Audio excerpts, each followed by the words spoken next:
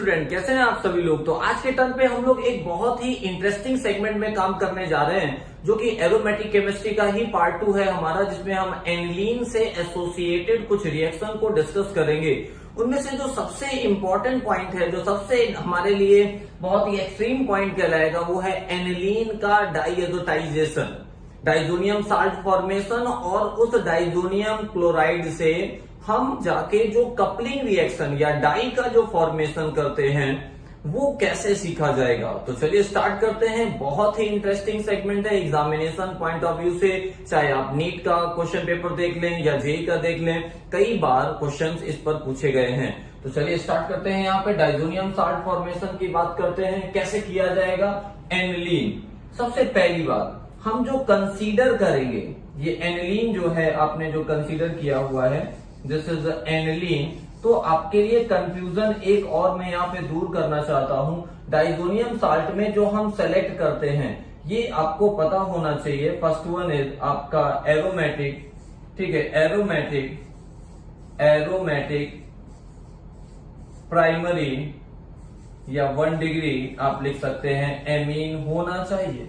1 degree amine primary aromatic 1 degree amine. अब aromatic कैसे confirm होगा? Due to this lone pair, ये lone pair ring का हिस्सा है। बात समझ में आ रहा है? अगर हम इसकी जगह पर हम ये सेलेक्ट कर लेते, सपोज दैट आपने मान लीजिए ये सेलेक्ट किया होता और आप ये लिखते कि क्या यहाँ पर ये डाइजोटाइजेशन कराया जा सकता है, तो ये आपका इसमें कैलकुलेशन में नहीं आता, क्योंकि ये रेजोनेंस का हिस्सा नहीं बन पाता। सो दैट्स वाई हम ये कह सकते हैं कि इसको यहाँ कंसीडर नहीं करेंगे। एमीन प्राइमरी है बट ये आपकी एरोमेटिक नहीं है, ध्यान रखिएगा। This is the aromatic amine. तो एरोमेटिक एमीन होनी चाहिए आपके लिए, जो भी कैलकुलेशन होगा वो एरोमेटिक एमीन के लिए डिफाइन किया जाएगा, जहां पर हम डाइजोनियम साल्ट यूज करते हैं। अब यहाँ पर हम जो दूसरा कॉम्बिनेशन यूज करते हैं वो ये है, वो कॉम्बिनेशन जो है हमारा वो ये कॉम्बिनेशन है, ये ध्यान रखिएगा, जिसमें हम NaNO2HCl का यूज करते हैं। NaNO2HCl। दो बातें यहाँ पर बहुत जरूरी हैं। फर्स्ट इज ये कॉम्बिनेशन क्या प्रोड्यूस करता है, H और NO2। यहाँ पर आपका HNO2 फॉर्म होगा। This is the nitrous acid.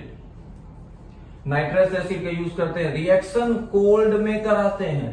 Temperature याद रखिएगा, रिएक्शन आकर इन कोल्ड, कई बार कोल्ड लिखा हुआ मिलता है, ये ध्यान रखिएगा। अब पॉइंट ये फ्रेशली प्रिपेयर्ड यूज किया जाता है, ध्यान रखिएगा। This is use always freshly, आप ये कह सकते हैं फ्रेशली प्रिपेयर्ड यूज करेंगे, फ्रेशली प्रिपेयर्ड यूज किया जाता है।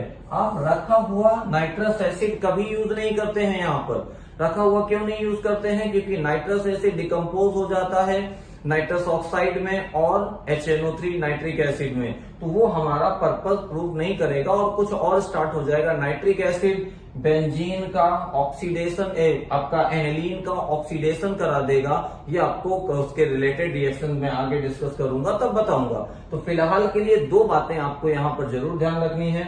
हम जो एमीन यहाँ पर यूज करेंगे वो प्राइमरी एरोमेटिक एमीन होनी चाहिए, जिसके लिए हम डाइजोनियम साल्ट फॉर्मेशन करने जा रहे हैं। डाइजोनियम बेंजीन डाइजोनियम क्लोराइड जो कि बनता है, and this group converted into N2+Cl-। ये याद रखिएगा, हर हालत में आपको ये जरूर आना चाहिए। ये जो कंपाउंड दिया जा रहा है, इस कंपाउंड को याद रखिए, ये बहुत इंपॉर्टेंट है आपके लिए। बहुत सी रिएक्शन के लिए ये आपके लिए रिएक्टेंट का काम करेगा। वेरी वेरी इंपॉर्टेंट प्रोडक्ट, ये बहुत एक इंपॉर्टेंट प्रोडक्ट है, हाईली रिएक्टिव प्रोडक्ट होता है और ये और नए प्रोडक्ट जनरेट करेगा। तो कई रिएक्शन में एज अ रिएक्टेंट यूज किया जाएगा और इसकी यही एक खास बात है। तो ये रिएक्शन आपको आनी चाहिए। एनिलीन का NaNO2HCl मतलब फ्रेशली प्रिपेयर्ड, कई बार HNO2 लिख देते हैं तो एज्यूम कर लेते हैं फ्रेशली प्रिपेयर्ड है, और 0 to 5 डिग्री सेल्सियस की जगह पर कभी कभी केल्विन में लिखा हुआ मिलता है, तो केल्विन में लिखेंगे तो 273 टू आपने यहाँ पे डिफाइन किया 278 केल्विन ऐसे लिखा हुआ मिलेगा। तो कंफ्यूज मत हो जाइएगा, डिग्री सेल्सियस में कह रहे हैं, केल्विन में कन्वर्ट करके लिखेंगे तो ऐसे लिख सकते हैं। और बनने वाली ईल्ड क्या होगी? Benzene diazonium chloride. और एक सबसे अच्छी बात, ये जो हमारा बेंजीन डाइजोनियम क्लोराइड बना है, इसका जो ये सेगमेंट होता है, एक बात और ध्यान रखिएगा, यहां पर इसका जो ये सेगमेंट होता है, आपने लिखा N2+, ठीक है, ये एक्ट एज क्लोराइड हटा दीजिए, बेंजीन डाइजोनियम वाला पार्ट लीजिए, ये एक इलेक्ट्रोफाइल है, एक्ट एज अ इलेक्ट्रोफाइल। ध्यान रखिएगा, ये क्या है, electrophile, this is work as a electrophile. और ये रिंग, और आपको मैंने एरोमेटिक इलेक्ट्रोफिलिक सब्स्टिट्यूशन पढ़ाया है, तो हम उसी के बेसिस पे बात करेंगे। अब ये रिंग ढूंढेगा जिस रिंग में इलेक्ट्रॉन डेंसिटी ज्यादा होगी, अगर रिंग में इलेक्ट्रॉन डेंसिटी है तो ऑर्थो और पैरा डायरेक्टिंग हो जाएगा। तो ये जो वर्क करता है, act as a electrophile. Benzene diazonium azo word use होता है 2 नाइट्रोजन की वजह से, ईएम वर्ड यूज होता है पॉजिटिव चार्ज की वजह से। तो बात समझ में आ गया आपको, बेंजीन डाइजोनियम क्लोराइड में इतना सेगमेंट जो है एक्ट एज अ इलेक्ट्रोफाइल। चलिए आगे बढ़ते हैं, कुछ पॉइंट यहाँ पर डिस्कस करते हैं। और हमारा जो अगला calculation, coupling reaction of diazonium salt, हम यहाँ पर डिस्कस करने जा रहे हैं कपलिंग रिएक्शन। कपलिंग का मतलब होता है जुड़ना, कपल का मतलब जानते हैं आप, दो होते हैं, ठीक है, मतलब एक का दो होते हैं, बेसिकली कपलिंग ये है। डाइजोनियम साल्ट यहाँ पर डिफाइन करेंगे, जिसे हम कहते हैं फॉर्मेशन ऑफ डाई। यहाँ पर एजोडाई भी कह सकते हैं, वर्ड यूज किया जाता है कभी कभी, एजोडाई भी कहा जाता है, फॉर्मेशन ऑफ, आप ये भी कह सकते हैं एजोडाई। अभी मैं आगे बताऊंगा ये बात, ठीक है, formation of dye, coupling reaction भी कहते हैं। और सबसे इंपॉर्टेंट पॉइंट यहाँ पर हमारे लिए जो है वो ये है, इंटरेस्टिंग पॉइंट जो है वो ये है कि ये एरीन डाइजोनियम आयन, इसी की मैंने बात की थी थोड़ी देर पहले, arene diazonium ion weak electrophile are the capable to attack only very reactive ring, ये हमेशा बहुत रिएक्टिव रिंग को अटैक करता है। अच्छा एक बात और है, ये डाइजोनियम जो होता है इसमें इसका स्ट्रक्चर कुछ ऐसा होता है, कभी कभी एग्जाम में हो सकता है कि ये स्ट्रक्चर पूछ ले, तो ये भी याद रखिएगा, ये कुछ ऐसा होता है, ये प्लस यहां पर होता है, यहां नहीं होगा, इस जगह पर प्लस होगा, ऐसे बनता है ये स्ट्रक्चर। और Cl- अगर लिखना है तो ऐसे लिख दीजिए। और ये यहाँ पर कॉन्जुगेशन का हिस्सा होता है। तो ये उतना पुअर, उतना मतलब यहाँ पर वीक इलेक्ट्रोफाइल इसीलिए कह रहे हैं क्योंकि इसकी कुछ डिफिशियंसी रिंग में रेजोनेंस की वजह से कम हो जा रही है। फिलहाल आप ये याद रखो ना रखो, बट स्ट्रक्चर आपको याद रहना चाहिए, ये इतना पार्ट जरूर याद रखिएगा, ये अक्सर पूछ लेते हैं। ये तो इसके साथ में हाईलाइट है, ये बदलता रहेगा, उससे फर्क नहीं पड़ता विशेष, तो आपको ये याद रखना है। दूसरा, aromatic ring undergoing attack by diazonium ion, जो रिंग एरोमेटिक है और जिस पर अटैक होगा डाइजोनियम आयन का, डाइजोनियम आयन, ये इसी की बात कर रहे हैं, this is called diazonium ion, इसकी बात कर रहे हैं। Diazonium ion must contain a powerfully electron releasing group, अगर रिंग में जिसपे भी अटैक करने जा रहा है उसमें पावरफुल इलेक्ट्रॉन रिलीजिंग ग्रुप हैं, तो उस सिचुएशन में वहां पर उस रिंग को पहले प्रेफर करेगा। मतलब जो रिंग जितनी ज्यादा एक्टिवेटिंग होगी, जो रिंग जितनी ज्यादा एक्टिवेटिंग होगी, ये ग्रुप उसको, ये इलेक्ट्रोफाइल उसको पहले प्रेफर करेगा। क्योंकि मैंने आपको बताया था ARSC में, क्या बताया था एरोमेटिक इलेक्ट्रोफिलिक सब्स्टिट्यूशन में, कि इलेक्ट्रोफाइल हमेशा उस रिंग को पहले प्रेफर करता है जिसमें इलेक्ट्रॉन डेंसिटी ग्रेटर होती है। बात समझ में आ गया? तो आप ये कह सकते हैं कि इलेक्ट्रोफाइल, आप यहां पर ये कह सकते हो, सिंपल सा पॉइंट है कि इलेक्ट्रोफाइल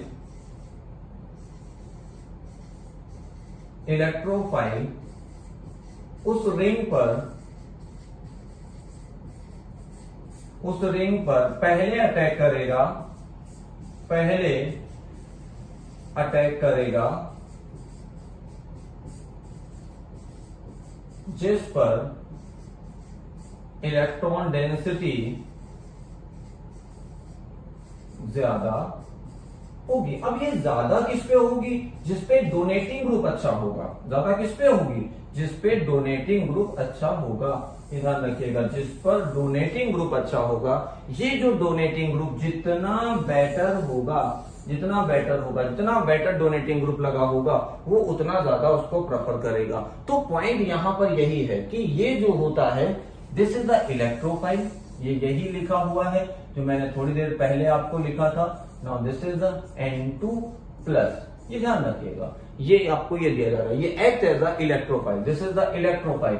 ये क्या है? ये इलेक्ट्रोफाइल है। और इलेक्ट्रोफाइल हमेशा उस रिंग को प्रेफर करता है जिसमें इलेक्ट्रॉन डेंसिटी ज्यादा होती है। तो वही बात यहां पे लिखी। और सब्स्टिट्यूशन मेनली अकर पैरा, जो सब्स्टिट्यूशन है, जब जिस रिंग में जा रहे हैं अटैक करने, उसके पैरा पे क्यों जाते हैं? क्योंकि ऑर्थो पे जाके लगेंगे तो खुद इतने बड़े साइज के हैं, खुद भी ऑलरेडी इतना बड़ा साइज है। मान लीजिए कोई ग्रुप है, ठीक है, आपने यहाँ पे ये लगाया हुआ है, आपको ये दिया गया है, यहाँ पर ईडीजी लगा हुआ है, इलेक्ट्रॉन डोनेटिंग ग्रुप, और अगर आप इसके ऑर्थो पे जाएंगे तो ऑलरेडी आपका पार्ट इतना बड़ा है, तो आपको सराउंडिंग से रिपल्सन होगा, you have to face repulsion. तो सिस्टम हमेशा स्टेरिक हिंड्रेंस रिपल्सन से बचना चाहता है। ड्यू टू दिस यहाँ पर आपको ये बात याद रखनी होगी कि जो भी कैलकुलेशन होगा वो इस बेसिस पे पैरा पे जाता है। आप सिंपली याद रख सकते हैं पैरा पोजीशन पे जाके अटैक करेगा। रीजन क्या है, पैरा को क्यों प्रेफर कर रहा है? बिकॉज पैरा स्टेरिकली हिंडर्ड कम होती है। आप इसे कह सकते हैं लेस स्टेरिकली हिंडर्ड। इसके लिए आप यहाँ पर ये डिफाइन कर सकते हैं, ये कह सकते हैं less sterically hindered, less sterically hindered. ये स्टेरिकली हिंडर्ड उतना ही कम पोजीशन मानी जाती है। तो आपके सामने ये आ गया। अब मैं समझाता हूं होता क्या है। चलिए देखिएगा, अब थोड़ा समझिएगा। यहाँ पे पॉइंट हमारा ये है, डाइजोनियम साल्ट, ये इसका जो इतना सेगमेंट है, ये जो इतना सेगमेंट है, ये हमारा क्या हो गया? This is the electrophile.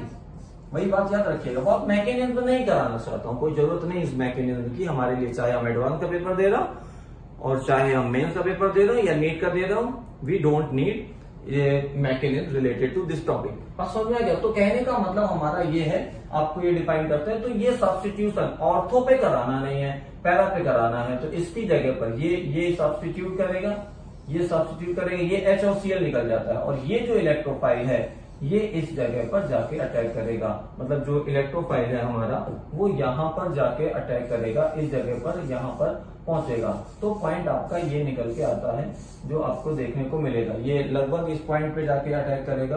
तो ये थोड़ा सा ध्यान रखिएगा, आपके सामने ये पोजीशन आ गई। तो जब ये यहाँ पर जाएगा तो ये कुछ इस तरीके का फॉर्मेशन करता है। बात समझ में आ रही है? तो कहने का मतलब ये है कि आप इसको इस तरीके से चेक कर सकते हैं। ये कौन सी पोजीशन हो गई? ये आपकी ऑर्थो हो गई, ठीक है, ये मेटा हो गई, और ये पैरा पोजीशन हो गई। तो ये पैरा पे जाके अटैक करेगा और ये क्लब कर गया। और ये डाईएजो, ये इसको कपलिंग भी कहते हैं, इसकी वजह से डाईएजो कहा जाता है, इसकी वजह से डाईएजो वर्ड यूज किया जाता है। बात समझ में? एजो वर्ड दो नाइट्रोजन की वजह से यूज किया जाता है, जो कि आपके सामने है। अब ईडीजी में कौन कौन से ग्रुप ले सकते हैं? आप फिनॉल लगा सकते हैं, आप NH2 ग्रुप लगा सकते हैं, ये ध्यान रखिए। कपलिंग में बहुत से यूज किए जा सकते हैं। आप ये भी यूज कर सकते हैं O1 माइनस, आप यहाँ पे NHCH3 यूज कर सकते हैं, आप यहाँ पे NN डाईमेथिल भी यूज कर सकते हैं। N आपने लिखा, CH3 और CH3, इसके भी आप ऑल आर एक्टिवेटिंग ग्रुप। अभी एक्टिवेटिंग कैसे हैं ये आप कैसे कंफर्म करते हो कि एक्टिवेटिंग है? इन पर लोन पेयर होता है, इन पर लोन पेयर होता है, और ये रिंग को क्या करते हैं? एक्टिवेट करते हैं। जैसे यहाँ पर नाइट्रोजन पे लोन पेयर होगा, ये एक्टिवेट करेगा, ये नेगेटिव की वजह से, ये भी ऐसे ही एक्टिवेट करेगा। यहाँ पर भी लोन पेयर की वजह से एक्टिवेशन होता है। दीज आर एक्टिवेटिंग ग्रुप, ठीक है। एक्टिवेटिंग ग्रुप इनको कहा जाता है, एक्टिवेटिंग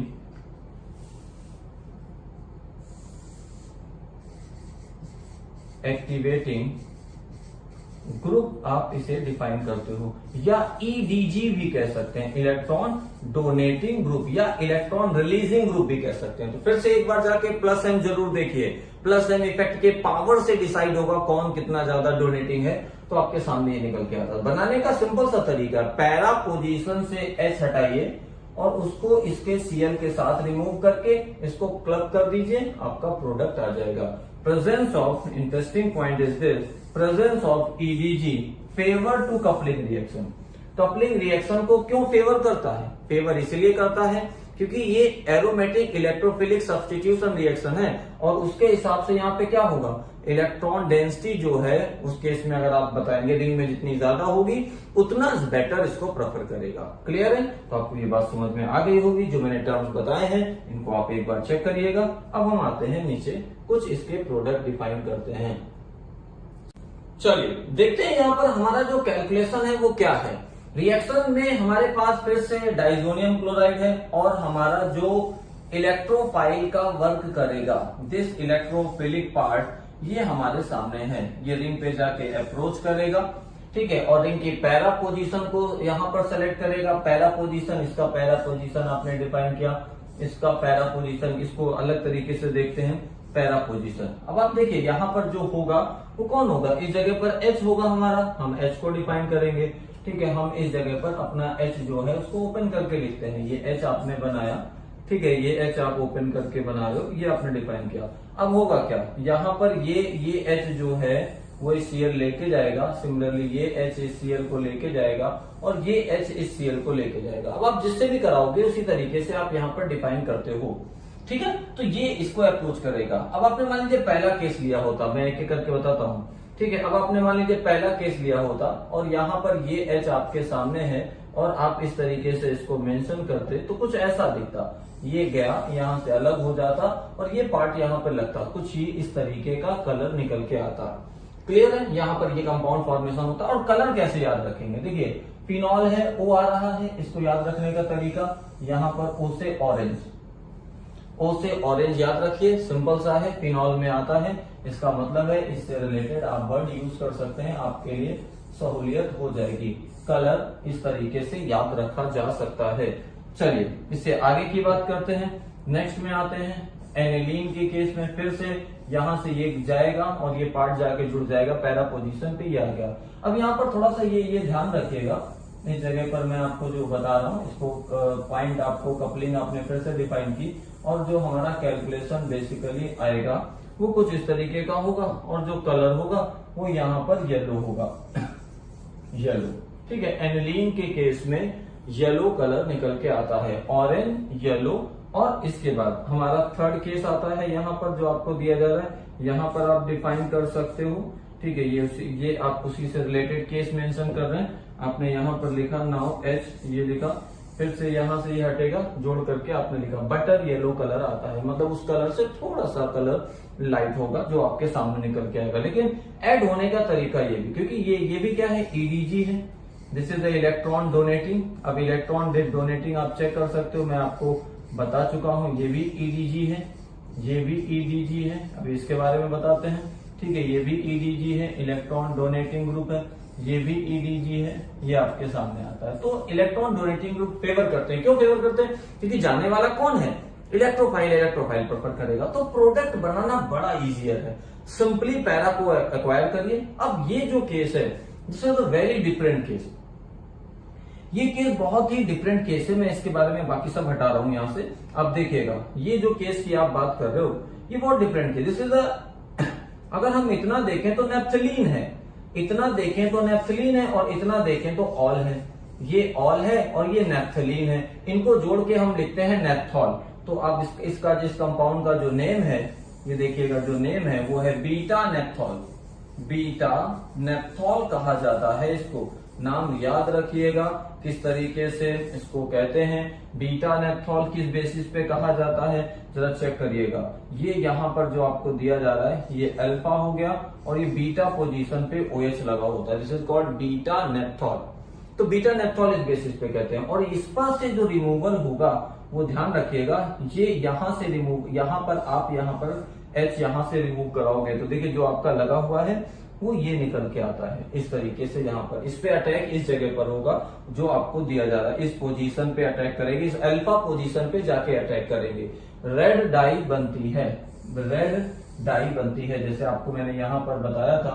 ठीक है, इस केस में जैसे मैंने आपको येलो डाई के बारे में बताया था, यहाँ पर ये ध्यान रखिएगा। ठीक है, हट जाएगा, उसको आप बस अपनी मेमोरी में रखिएगा, मैंने जो करेक्शन कराया इसको नजर रखिएगा। ठीक है, येलो, तो कहने का मतलब ये रेड डाई आपका फॉर्म होता है। आप यहां पर याद रख सकते हैं,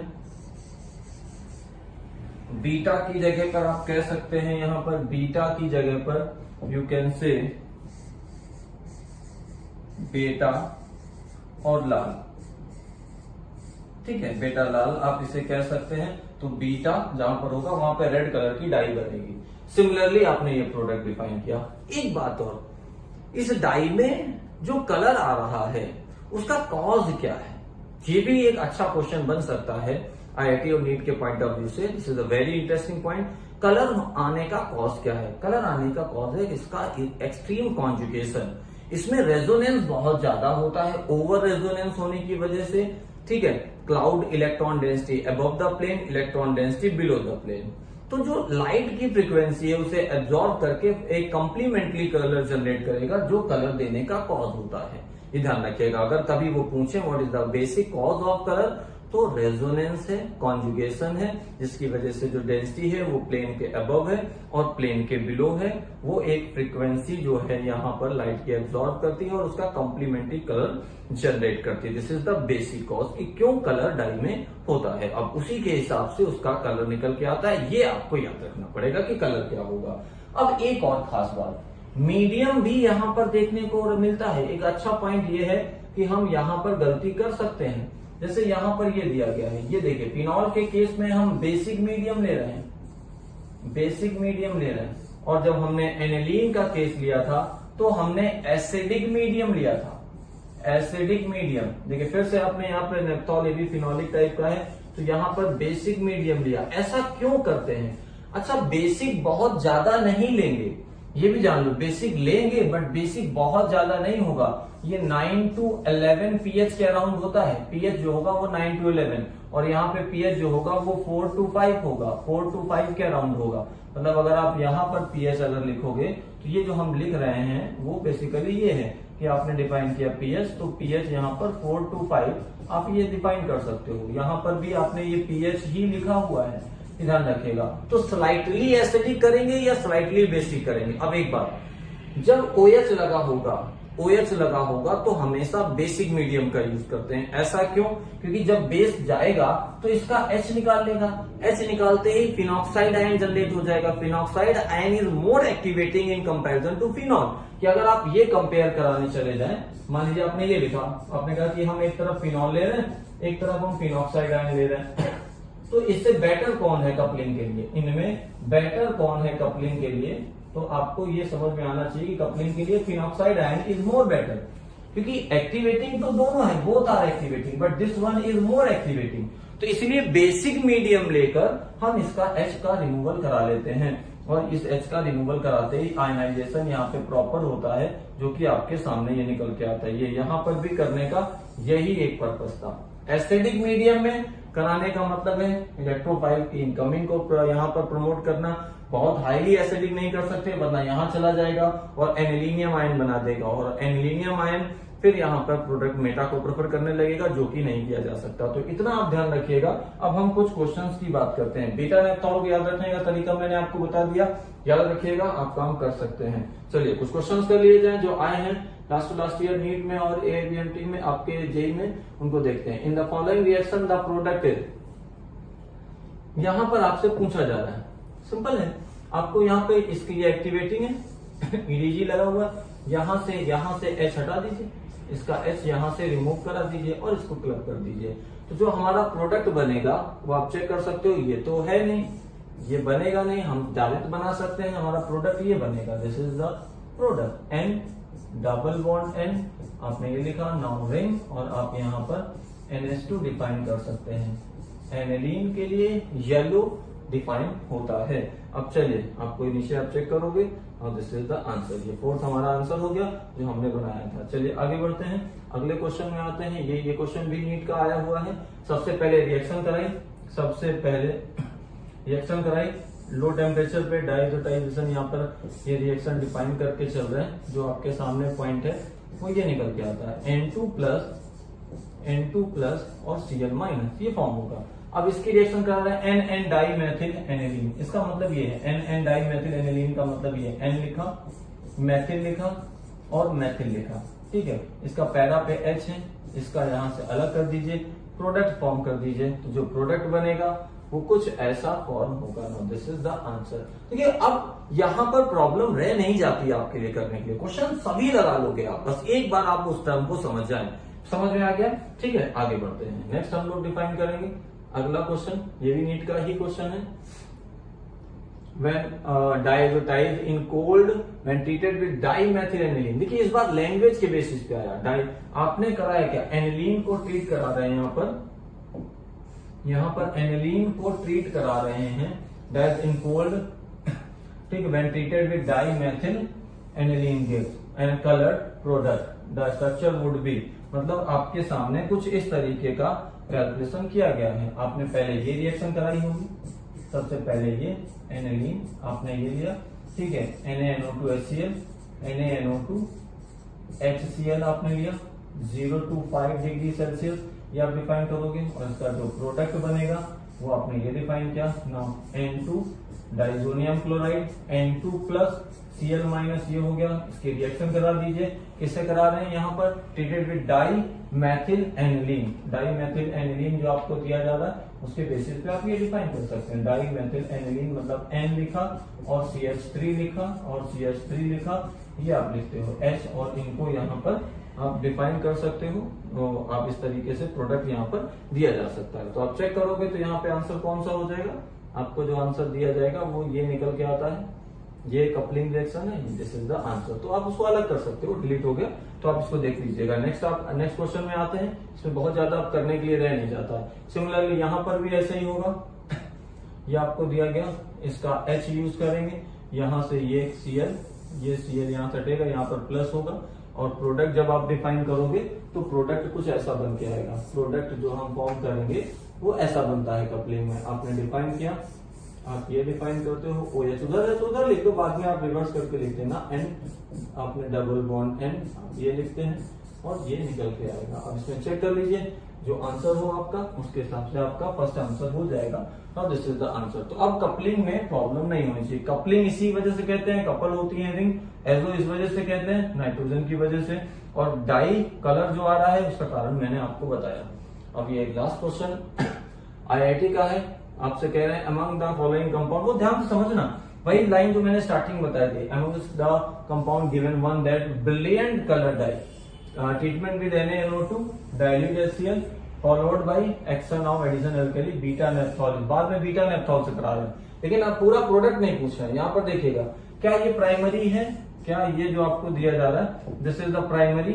नहीं, ये भी प्राइमरी नहीं है, ये भी प्राइमरी नहीं है, ठीक है, ये है प्राइमरी बट ये आपका एरोमेटिक नहीं है, तो आंसर आपका थर्ड हो जाएगा। तो इनमें ऐसे काम किया जाता है। तो मेरी बात आपको समझ में आ गई होगी, डाइजोटाइजेशन का केस, कपलिंग रिएक्शन आपको समझ में आ गई होगी। प्रोडक्ट बनाना बहुत इजियर है, बड़े कॉमन क्वेश्चन आते हैं, कुछ भी अलग नहीं करना होता है। एक बार बैठ के इसको आप चेक कर लेंगे, आपको प्रॉब्लम नहीं आएगी। तो आज इतना ही करते हैं, नेक्स्ट लेक्चर में कुछ नई ट्रिक के साथ, कुछ नए कॉन्सेप्ट के साथ हम लोग आएंगे। तो आज का काम यही कंप्लीट किया जाता है।